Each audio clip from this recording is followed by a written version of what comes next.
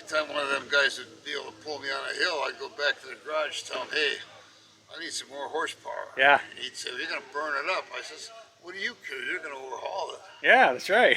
And I did. I didn't blow it up, but I burned it up. Yeah.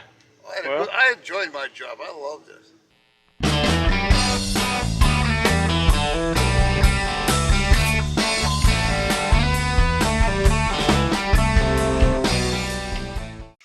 Hey, it's Dane Scott from Dane Scott's Truckers Lounge. We're talking to Jon about his, what year is this, Jon? 75 W900 KW. Jon, you bought this new, right? Glider kit. What's that?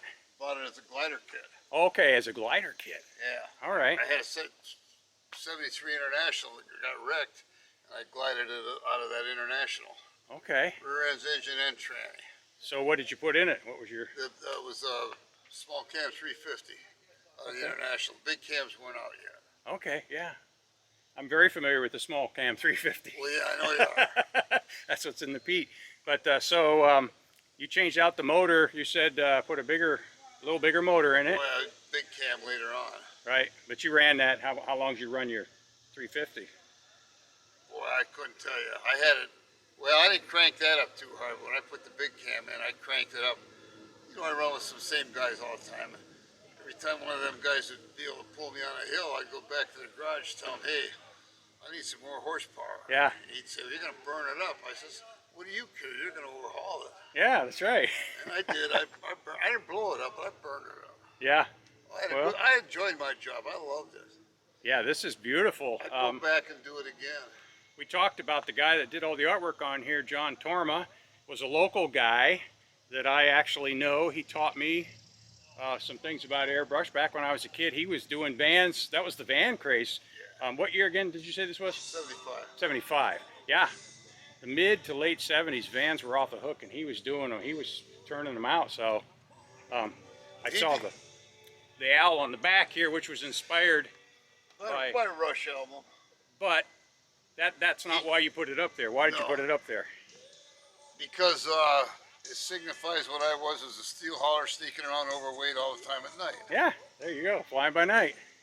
Now Torma did the back, and he redid the stage coaching on the side, but a guy in Detroit originally did it. He was the one that come up with it. Okay. His name was, well, I can't think of his name now. Yeah, it's been a while, huh? He come up with that, and then after we redid the truck, we had it all repainted and gone over by Rocky's Auto Body in Hubbard, which guy does tremendous work. Right.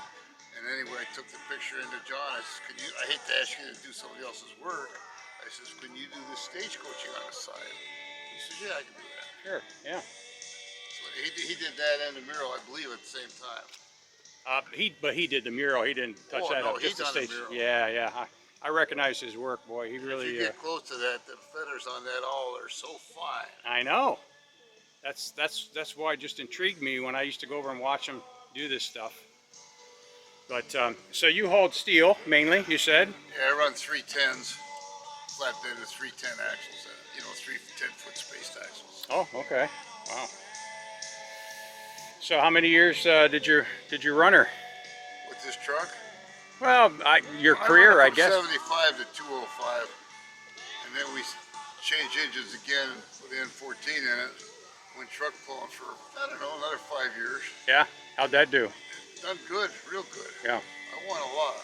Good. And then it got all wore out, and there's a lot of money to get it all back in shape. I said, nah, I'm done. Yeah. Yeah, you can spend a lot of money in... well, that's what these tires are left over from.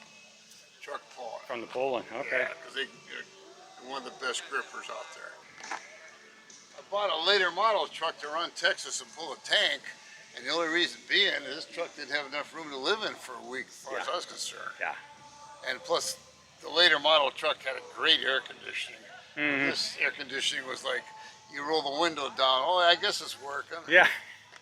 Now, is that a crawl through sleeper? You can walk in. It was, but we cut it out. Okay. When Rocky did it, he cut it out for that sleeper. That's a plus.